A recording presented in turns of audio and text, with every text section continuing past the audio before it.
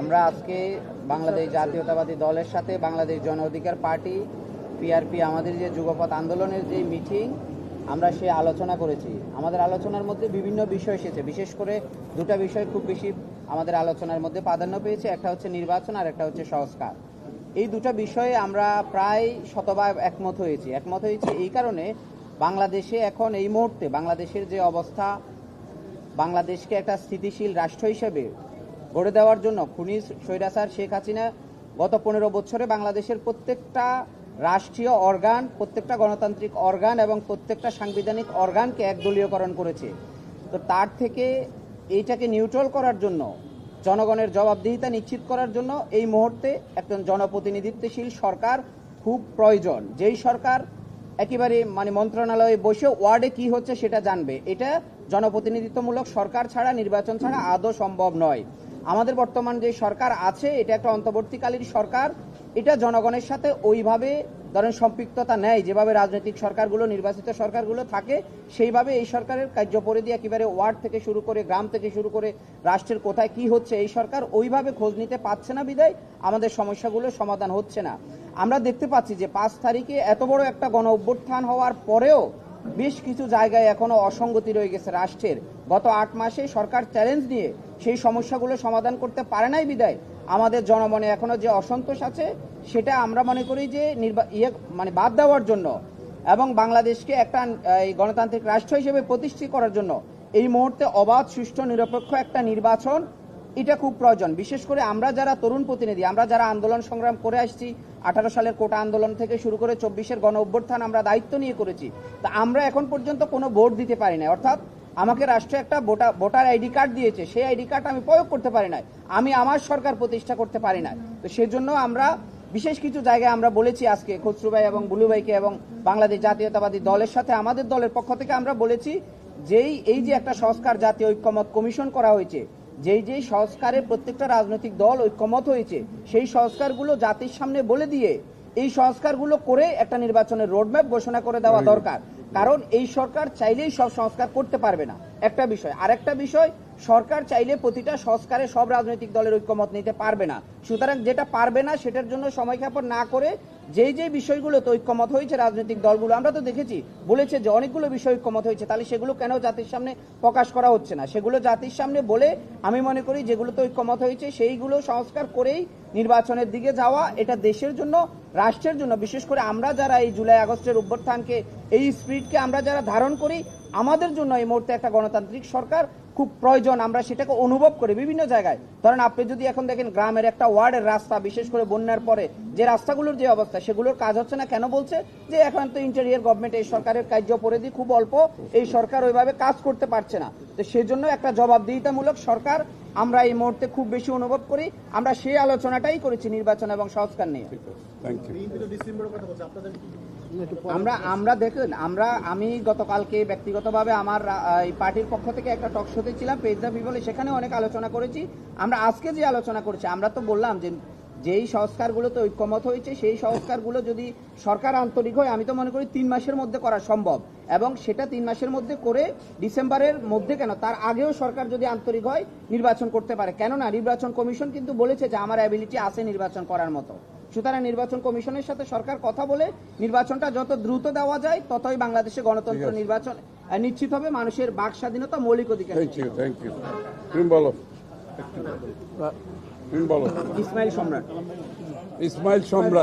ইসমাইল সম্রাট আজকে উপস্থিত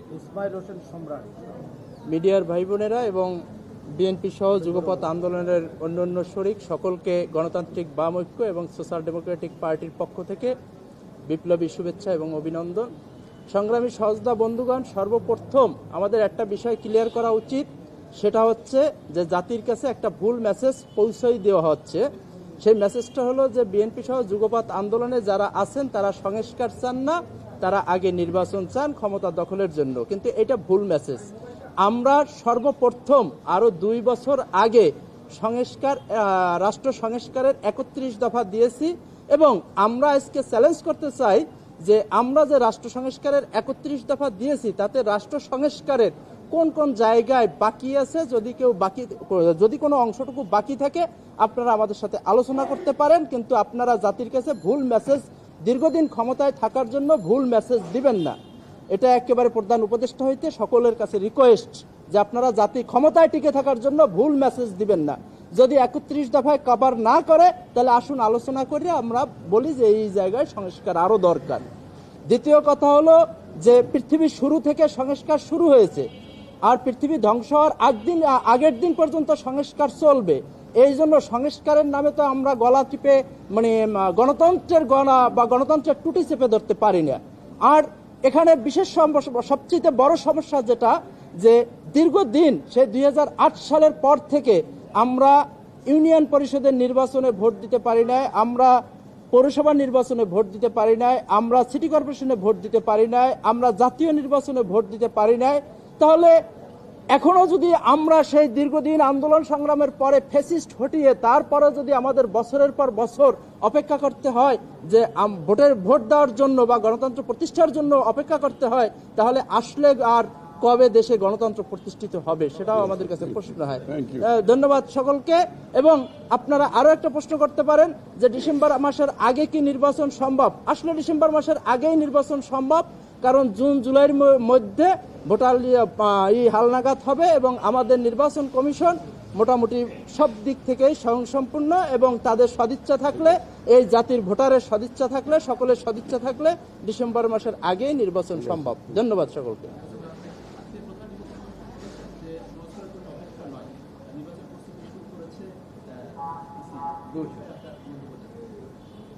না, এটা তো সংস্কারের জন্য অপেক্ষা নয় যে নির্বাচন কমিশন বলেছে যে নির্বাচন হচ্ছে মানুষের ভোটাধিকারের মাধ্যমে একটি গণতান্ত্রিক সরকার প্রতিষ্ঠা করে গণতান্ত্রিক অর্ডার ফিরিয়ে আনে।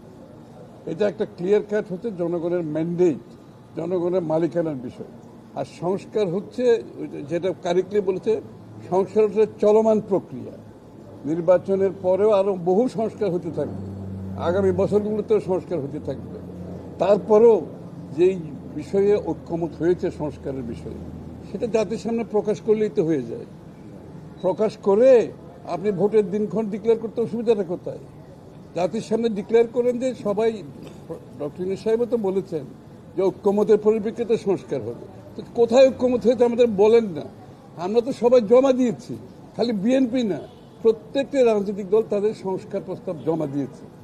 সুতরাং কোথায় ঐক্যমত হয়েছে জাতিকে জানিয়ে দিয়ে সনদ সই করে নির্বাচনের দিকে আমরা এগিয়ে যাই।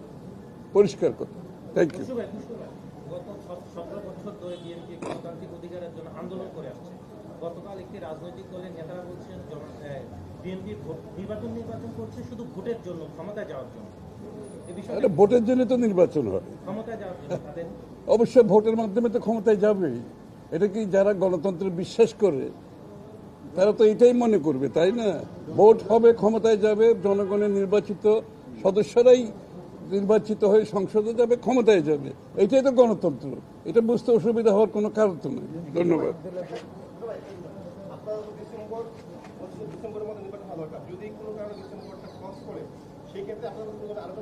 কোনো কারণ চিন্তা করে লাভ নাই। ডিসেম্বরের মধ্যে নির্বাচনের জন্য সবাই উদ্গ্রীব, ভোট দেওয়ার জন্য প্রস্তুত।